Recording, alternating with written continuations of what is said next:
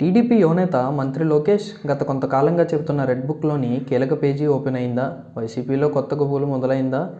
Red book open అయిన page సౌండ్కు Tadepalli ప్యాలెస్లో టెన్షన్తో కూడిన భయం తాలూకు గౌరవం పెరిగిందా అంటే అవుననే అంటున్నాయి రాజకీయ వర్గాలు.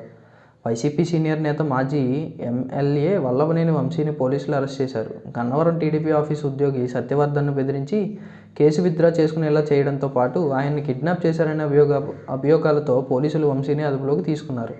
హైదరాబాద్లోని మై హోమ్ భుజాలో ఉన్న వంశీని విజయవాడ పోలీసులు అరెస్ట్ చేసి తీసుకెళ్లారు. ఈ అరెస్టు వెనుక లోకేష్ రెడ్ బుక్ ఉందని వైసీపీ నేతలు ఒక్కొక్కరు కలుగులో నుండి బయటకు వచ్చి మరీ ఆర్తనాదాలు చేస్తున్నారు.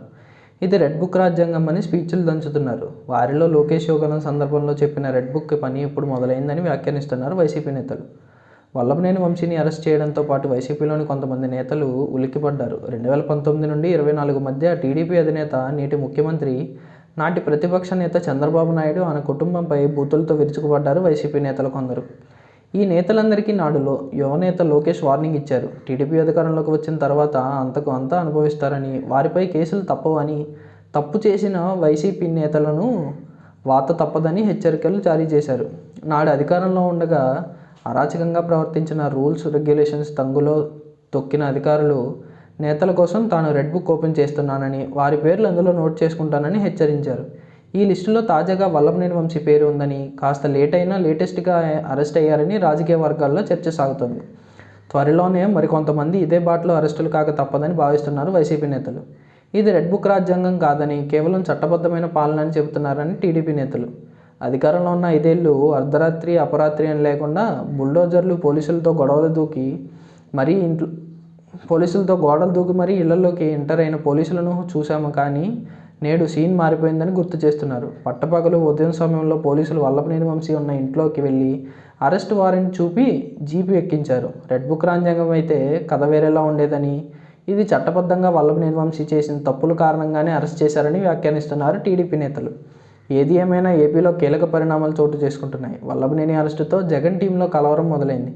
ముఖ్యంగా నాడు నోటికి పని చెప్పిన వారికి నేడు జైలు పాటు పడుతున్నారు. మరోవైపు 2019లో రాష్ట్రం అంతా జగన్ గాలి వీస్తే ఆ గాలికి ఎదురు నిలబడి గెలిచిన వ్యక్తి వల్లభనేని వంశీ. ఆ గెలుపుకి ఒక ప్రత్యేకత ఉంది.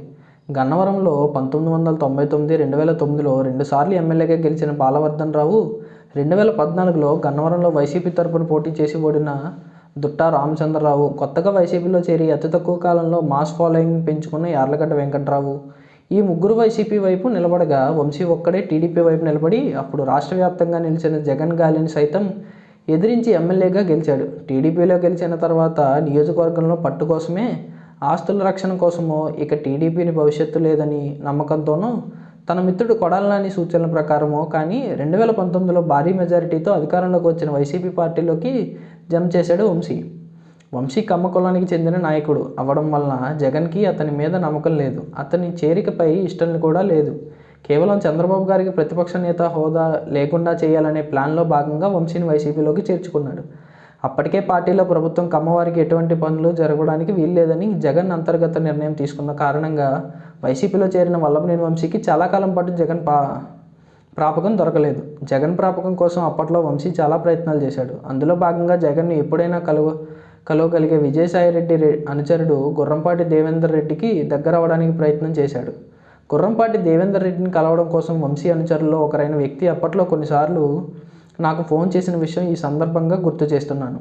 ఆ తర్వాత కాలంలో దేవేందర్ రెడ్డిని వంశీ కలిశాడు. ఆ విధంగా దేవేందర్ రెడ్డికి దగ్గరైన తర్వాత కొడాలి నాని దేవేందర్ రెడ్డితో కలిసి లోకేష్ గారి జూమ్ కాల్ మీటింగ్లోకి చొరబడిన విషయం మీ అందరికీ తెలిసిందే. చంద్రబాబు గారిని మానసికంగా వేధించడం కోసం భువనేశ్వరి గారిని తిట్టే విధంగా కమ్మ కులానికి చెందిన వంశీకి బాధ్యతలు ఇచ్చాడు జగన్. భువనేశ్వరి గారిని తిడితే వంశీకి టీడీపీలో శాశ్వతంగా తలుపులు మూసుకుపోతాయి. అప్పుడు ఎలక్షన్స్లో సీట్ ఇవ్వకపోయినా వైసీపీలోనే ఉండిపోతాడు. ఆ విధంగా ప్లాన్ ప్రకారం నారా భువనేశ్వరి గారిని తిట్టే విధంగా తాడేపల్లిలో స్క్రిప్ట్ తయారు చేసి వంశీకి ఇచ్చాడు. భువనేశ్వరి గారిని వంశీ అన్ని మాటలు వంశీ సొంత మాటలు కాదు, జగన్ ప్లాన్లో భాగంగా అన్న మాటలు. చంద్రబాబు గారిని, లోకేష్ గారిని తిట్టించడం కోసం జీవీడి కృష్ణమోహన్ అనే వ్యక్తి తాడేపల్లిలో స్క్రిప్ట్లు రాస్తూ ఉంటాడు. ఈ విషయం నేను చెప్పడం కాదు, అప్పట్లో వైసీపీ నుండి బయటకు వచ్చిన కోటమిరెడ్డి శ్రీధర్ రెడ్డి గారు స్వయంగా చెప్పడం జరిగింది. రీసెంట్గా బీజేపీలో చేరిన రవిచంద్రారెడ్డి కూడా ఆ విషయం చెప్పడం జరిగింది. స్క్రిప్ట్ ఎవరిదైనా, ప్లాన్ ఎవరిదైనా తిట్టింది వంశీ కాబట్టి అతను ఖచ్చితంగా శిక్షార్హుడు. వారు తిట్టమని చెప్పినంత మాత్రాన తిట్టడానికి వంశీకి బుద్ధి, జ్ఞానం, విచక్షణ అనేవి ఉండాలి. ఎంత జగన్ ప్రాపకం కోసం ఎదురు చూస్తే మాత్రం మాజీ సీఎం కూతురు, మాజీ సీఎం అలాగే అప్పటి ప్రతిపక్ష నేత భార్య అయిన 70 ఏళ్ల మహిళ క్యారెక్టర్ గురించి నీచంగా మాట్లాడడం చాలా పెద్ద తప్పు. ఇక్కడ టీడీపీ అభిమానులు గుర్తించాల్సిన విషయం ఏంటంటే, టీడీపీ ఎమ్మెల్యే మీద టీడీపీ అభిమానులే పగబట్టే విధంగా జగన్ స్కెచ్ వేశాడనే విషయం. మర్డర్ చేసిన వ్యక్తి కన్నా చంపిన వ్యక్తే అసలైన నేరస్తుడు. అలాగే భువనేశ్వరి గారిని తిట్టిన వంశీ కన్నా తిట్టించిన జగన్ అసలైన దుర్మార్గుడు. ఈ విషయాన్ని మరిచి కేవలం వంశీ మీదనే పగ పెంచుకున్న కారణంగా జగన్ను కూడా ఈ విషయంలో భాగస్థుడని చేయాలని టీడీపీ అభిమానులుగా సూచన.